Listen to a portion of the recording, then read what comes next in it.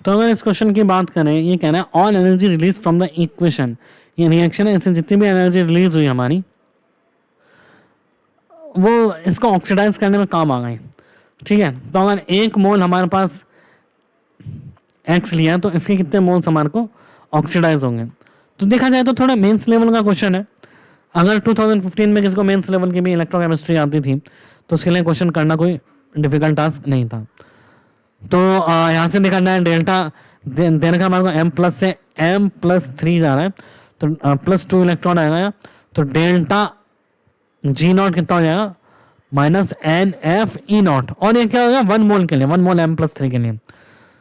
तो x मोल के लिए कितना होगा, इसका x मोल मान लेते हैं, x मोल इसका ऑक्सीडाइज हुआ है, तो डेल्टा G0 कितना हो गया -2 × F, 2 × N की वैल्यू कितनी है, N की वैल्यू 2 है, F है 96500 और E0 है -0.25।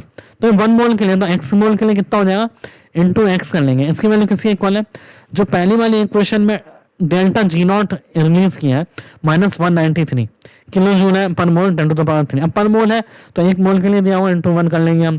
तो यहाँ से हम देखेंगे ये दोनों वैल्यू 2 × 96500 होती है, ये वैल्यू लगभग ये वैल्यू सेम ही है, मतलब इसका डबल ही होता है ना।